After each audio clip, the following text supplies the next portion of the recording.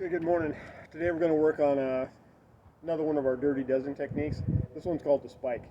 All right, so referring back to our acronym DIET, where we defend or destroy, we intercept, we enter, and we terminate. Okay, as far as the E, the enter and evasion also can fit into that. So sometimes we want head movement or body movement or footwork to get us out of our trouble. So the E works for that is in terms of evasion. All right. But anyway, what we're going to do today is we're going to just show you the base technique real quick, and then show you a couple of ways we can either defend or destroy or intercept off of it, and that kind of thing. Okay, so the base technique is no more than, we've got our fence from a preemptive standpoint. Say if I'm sitting here and I've got my fence put up, I got my perimeter set up, I know where I want to go, and I decide to enter that technique, all I do is I'm going to brace my palm up against my head, because that gives me a real good bracing angle here, and this thing is solid.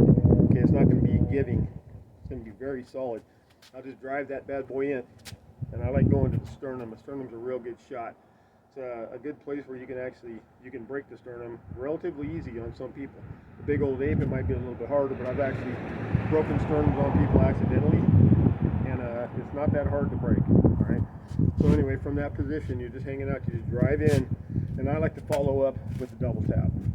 Okay, you can follow up with any kind of suffix you want. Follow up with any kind of technique, any kind of takedown, whatever you want to do.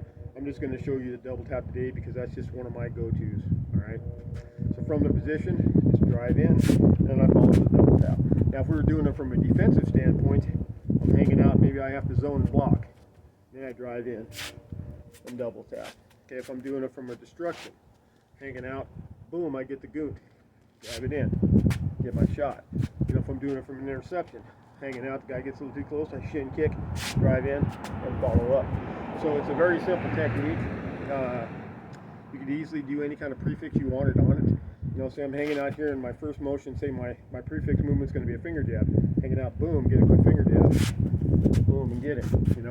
Same thing, I could be using a shin kick again. Boom, get the shin kick, drive it off. So I'll work on that a little bit. It's real simple. The thing that you want to feel is just the difference by putting that little brace up against your head, the structure that you build, versus putting it up by the side here. It's easily defeated or easily collapsed. By bracing it on top of your head, I seem to get more structure. Okay, so that's a very important thing when you try to drive something through something. If it's giving, that's just like a limp-wristed punch. Okay, I don't want to have a limp-wristed elbow spike. I want a solid elbow spike going in, a solid punch coming in. Hope that makes sense to you. Anyway, have a good one. Talk to you later.